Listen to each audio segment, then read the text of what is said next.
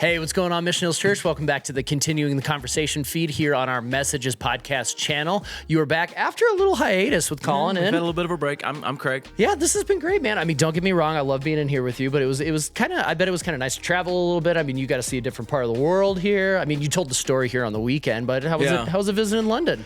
London was good. Yeah, you don't go to London for the food, but or the weather, right? I hear. Actually, that's not true. You can find really great food in London. It's just not typically British food. I love the British people, but like that's not their thing. But it's so international that like we had amazing Italian and stuff like that. So actually, the food is good. It's just not British food. The Indian food there is also Indian food is absolutely also unbelievable. So, but it was good. Yeah, we were checking out a ministry program that we're thinking about bringing, and that was really good. You got to hang out with ministry leaders from all over the world, from a lot of different denominational kind of contexts, which was kind of fun too.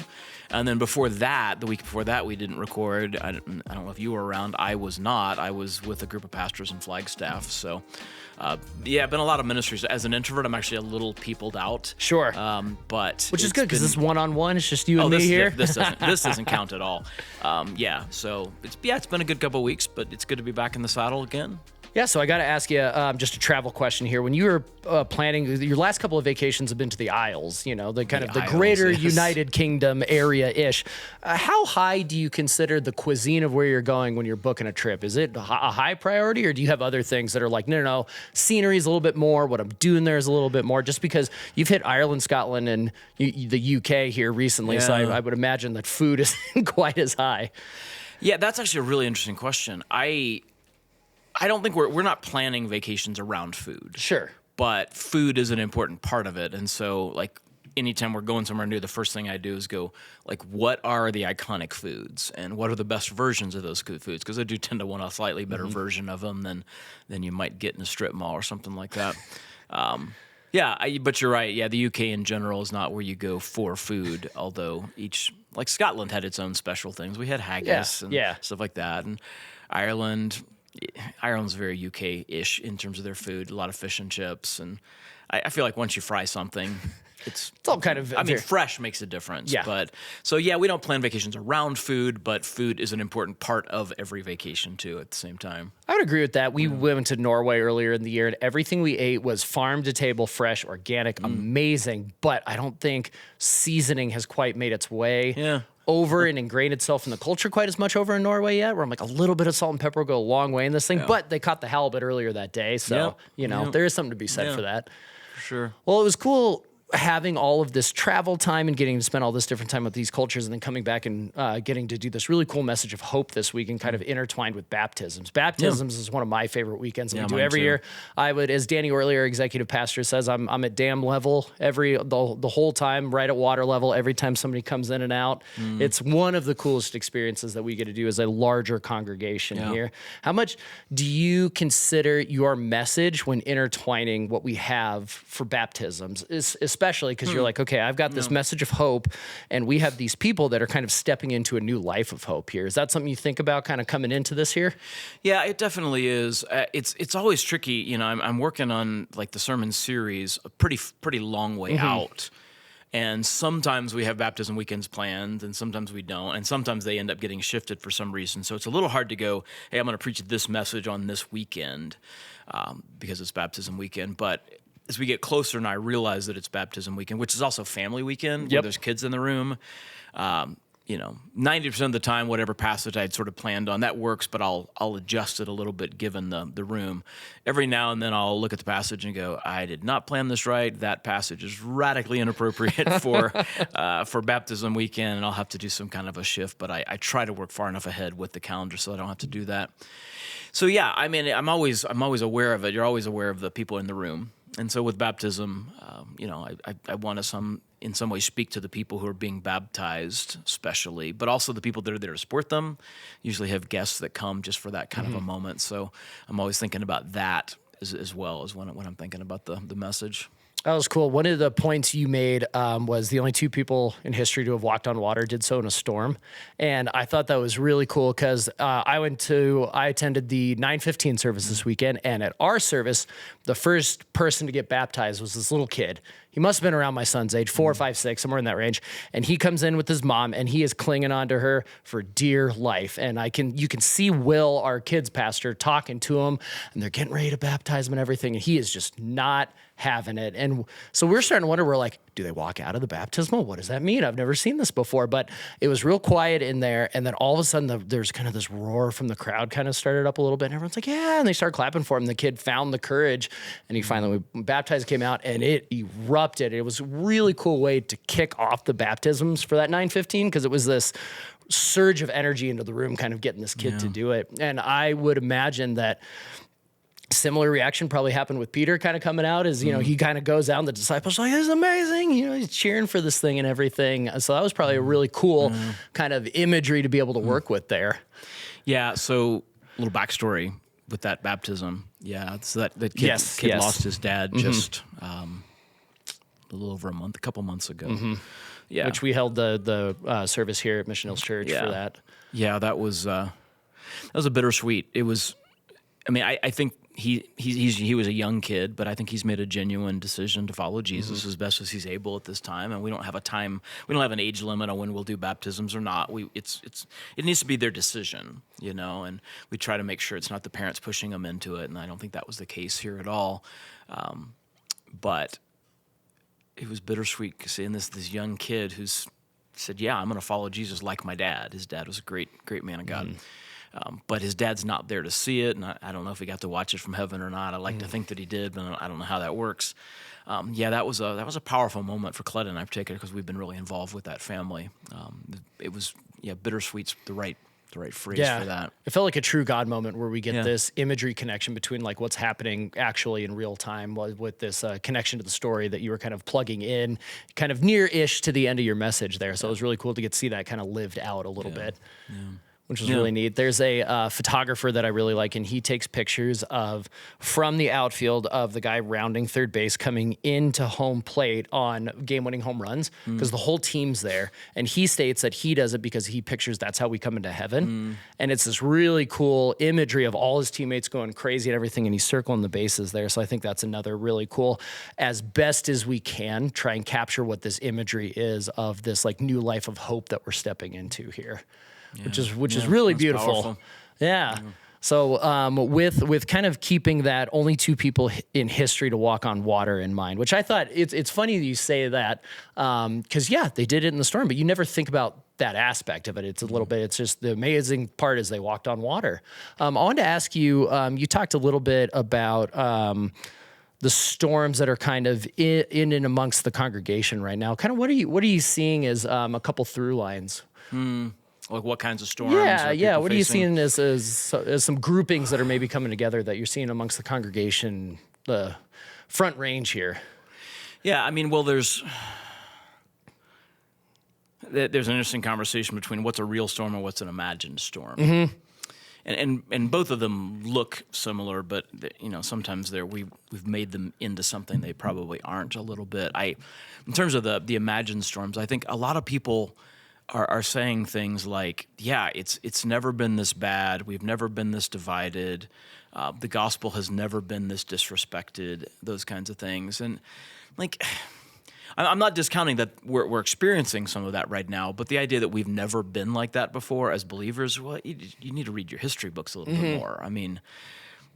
We have moved, I would say, we have legitimately moved as believers from a position of power in culture to a position of less power. I wouldn't say powerless, but less powerful in culture. But the early church, they went from they got no power. Yeah. They're completely persecuted, abused, all those things, and yet the gospel advanced, and people trusted God in incredibly powerful ways. And so I think people have this idea that because there's rising negativity towards Christianity, we'll call it, that it's harder to follow Jesus now. I'm like, well, I'm not sure it's really true. I mean, on one level, you have to make a decision: am I actually going to follow him, versus just doing what's culturally acceptable and even culturally expedient, right? So, is it really harder to follow Jesus now than it has been? So, there some of that, just as our culture has changed. That's some of the things I'm hearing a lot about. Practically, I'm still hearing a lot about the transgender questions and human sexuality and those kinds of things. I actually think we're probably. I think we've gone over the peak of that in culture. I think it was a big deal, and I'm not saying it's going to disappear. I said to somebody the other day, I was with a group of pastors, and we were talking about this, and somebody kind of basically said, "Hey, you don't seem overly concerned about all this." And I said, "Yeah, I kind of feel like insanity has a short half-life." And it's one of the things after I said it, I was like, oh, I need to remember that, because go ahead and write that down. Yeah, at a certain level where you're just like, yes, there's no such thing as male or female, and there's a gazillion genders. I'm like, come on, that's insane. I mean, even LGBTQ, the B implies there's two, right? Like, I mean, there's just a biological reality to this. And when you get culture going, no, that's not true. It's all social construct. And yeah, we can put men in women's sports and it's totally fine. And like, that's insanity. And insanity has a short half-life. Real insanity, you can't persist. It eats itself alive very quickly. But it's a half-life, and in half-life, what happens is half of it's decayed, and then there's the other half, and so it doesn't go away. And so when I said that I think we've gone over the peak of it, like I think we're going to see less of this be the defining issue going forward. I think you're going to start to see it drop out of media a little bit, and we're already seeing some of that. I mean, you got hospitals that were pushing gender-affirming surgeries or transition surgeries or whatever they're called. Like, a lot of them are telling doctors now, I'm talking to the doctors, and they're saying, yeah, we're being told, don't talk about this, because they're getting lawsuits from people who went through them and they didn't work. Yeah, because genetically you can't be made into that, right? So I think we're already moving past that, but I think we're going to continue to deal with it. I don't think it's going to go away. And I think the people who are in the midst of thinking through, like, why am I so unhappy? And the idea that, well, maybe it's because I'm the wrong gender, like, that's a desperate attempt to solve a deeply disturbing problem. I mean, they are deeply unhappy. They feel deeply unsettled and unrooted, and they don't have an anchor in life. And like, even if we could like suddenly like go, nobody ever gets to transition, nobody ever gets to talk about this in schools, that's not going to fix those people who are hurting and are looking at that for answers. And so I think we're still going to need to continue to deal with those issues. But I'm still hearing a lot from people like, well, this is the big issue. And I'm like, I get it. And if it's your family and your kid and you don't know what to do about it, then obviously that's a storm. And so there's a lot of families that are still going through that storm. But I personally think we're going to see less of that storm. I think its intensity is beginning to weaken a little bit, but that's definitely one of them. The gender stuff. The hurricane has hit land, so to speak. Yeah, and it's still causing damage, and Sure. but and again, for the family that's in the midst of it, it doesn't matter that culturally it might be waning, right? And so I think you have to maintain both of those. But I'm always trying to help people go, like, let's take a 30,000-foot view. It's not worse than it's ever been. And I don't think everything's going to hell in a handbasket. But also then for the individual family that's in the midst of that is the issue. I hear a lot from Christian families that the storm is my kids just walked away from the faith. It may not have anything to do with any of the other stuff we've talked about, but like Jesus just isn't important to them. I went off to college and kind of went off the deep end with the lifestyle. That's a storm for a lot of people, especially here in where the Littleton campus is, but also I think for all of our campuses, you get a little bit of that, yeah, like we got to send our kids to college and get them educated, and then they go off to college, and like that's not the education we wanted them to have, right? They're learning some stuff we wish they weren't, even by their own choices what they get involved in. So that's a big storm. I think perennially for parents, what's going on with their kids, that's the source of a lot of storms. Yeah. Whether they're really little and there's health issues, or they're older and it's just, decision issues. That's another big storm I see a lot of. I mean, if you just look at the passage you took us through this weekend, I mean, the captors were not going to get a fair trial in their own area, so they were at the mercy of the Roman Empire to bring them into Rome here. So, I mean, even the persecution at that level, we're looking at a story from thousands of years ago, and even then it was like this horrible thing, where it was not quite powerless, but you're talking early church here, where it was like they had to fully rely on the empire that they were kind of under the thumb of to be able to even get a fair trial. So, I mean, to prove your point a little bit, I mean, it's just, things are under a microscope a little bit just because things burn bright nowadays. But so I'm not sure exactly why I'm thinking about this, but you made me think about it. So Paul's on trial, and we didn't really talk about this in the message, but the reason that Paul was on trial, he'd been in Jerusalem, and he'd been preaching in Jerusalem, and the main accusation that had been brought up against him was that he had desecrated the temple.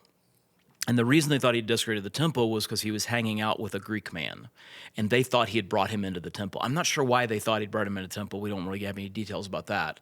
But the main thing was, as a faithful Jewish man, he was raised in the Pharisaical tradition and educated under Gamaliel, one of the most prominent Pharisee leaders of the day. Paul had all the Jewish credentials, and people with good Jewish credentials don't hang out with non-Jews. But Paul was hanging out. I think his name was Trophimus. And that's an interesting storm when the people of God forget that as the people of God, our job is to introduce people to God. Yeah. Right? That's the reason God called the Israelites to be a light to the Gentiles, to the rest of the world. And then in churches, a lot of times what will happen is we go, hey, we need to be serious about reaching the lost. Right? We really think the church exists because God loves the world and wants them to know it. And that's why we're here, right? God loved the world so much he gave them his son, and he wants the world to know it so much he gave them his church. And then the moment we actually start doing the very thing that we're called to do, that creates some interesting storms. And I've been working with some pastors that are trying to make that transition to go, hey, as a church, we need to be more outward focused. And that's created storms of conflict, right? So that's an interesting storm also that I see going on in the church today. Yeah. And I think a lot of times it happens when persecution is happening. You can let's huddle up. Let's do the holy huddle. Right? Yes. And yet God calls us to be outward facing, and then somehow that outward facing raises, it raises conflict. It brews storms. So that's another interesting storm that Paul was facing because of his willingness to reach people that were far from God. That's kind of a cool through line our staff has been able to see recently. We did a retreat yesterday, and we had a speaker come in. His name's Brad Montague. He was awesome. And he talked about how there's a basic human need where it's, I am a human being and I want to be loved. Mm-hmm. And we are in the business of telling those people that they are loved. Yeah. And so that was such a cool reflection of, it's very simple, but such a complex concept that I feel like is the driving force of why we get to do what we want to do. But so that's kind of at the heart of what you're talking about here with the storm, is that is this really simple, I am a human being and I want to be loved, and we get to tell people that they are loved. So it's really cool. Yeah. Yeah, it's kind of the best job, right? Oh my gosh. And it is that outward facing piece, is that the job is to tell them that they are loved, whether it's inside the four walls of the church or outside. So I like that's even being reflected. It's always really cool to me as a history nerd to be able to hear these stories and we're like, man, we're still doing that. Or like, hey, not much has changed. Or, we're kind of like still seeing these things, or that was successful then, we're still seeing success in that now. The through lines through the church throughout history are really cool. Somewhere, someone said there's nothing new under the sun, right? That's the basic conditions of the human heart have not changed, and the basic needs of the human heart have not changed. And honestly, the basics of what it means to follow Jesus and to live on mission with him haven't changed. Yeah. There's some particulars that have changed, and sometimes the nature of the storm is a little bit different, right? But I think the heart of it is very much the same. A lot of continuity, which I think is a comfortable blanket to tuck yourself in when you think about these storms a little bit here, where it's Yeah. The storm looks different, but the heart of it is, kind of like these simple, not simple, but these unchanging pieces that we have seen time and time again. So, listeners, take heart. You're a human being that needs to be loved, and it is our job to tell people that they are loved. So, you want to give us a little 30,000-foot overview of what we can expect in this coming week here? Yeah, we're actually going to continue the story. So we're going to take the next part, which is a fascinating. You get the end of the storm piece, but it's sort of an out of the frying pan into the fire, because they end up on this island and some crazy stuff happens on the island. And one of the things that I think you end up kind of recognizing is that sometimes the storms that we go through are designed to put us in a place to do some ministry that we would not have had the opportunity to do otherwise. And so we want to go, God, why would you let this storm come into my life? Well, sometimes it's actually to strengthen us. Sometimes it's just it's because you're in the world, right? And sometimes it's because God has work for you to do in the world, and the storm's how you're going to end up there. They end up in a place and doing some things that would never have happened if it weren't for that storm. So yeah, we're gonna talk about living on mission after the storm. Hey, 2 straight weeks of hope. Sign me up, man. Yeah. That's great. Well, thanks again for joining us today, you guys. If you have any questions, please email us at info@missionhills.org. We'll probably do a mailbag here sometime in the fall where we'll be able to get to some of those questions. And if you have any questions, go ahead and head over to our YouTube channel. Craig has a wonderful series over there called Questions with Craig, where he answers all sorts of questions, big and small in there. So if you guys have anything in there, go check that out. Email us. We'd love to hear from you, and we'll see you next week. God bless. This podcast is hosted by Colin McFarland along with Craig Smith. We are mixed, edited, and produced by Zach Anderson. Our creative director is Colin McFarland. Maddie Brouwer is our SEO and copy specialist. The Continuing the Conversation feed is part of the Mission Hills Podcast Network in Littleton, Colorado, and available for download wherever you get your audio and video podcasts. Thanks for listening.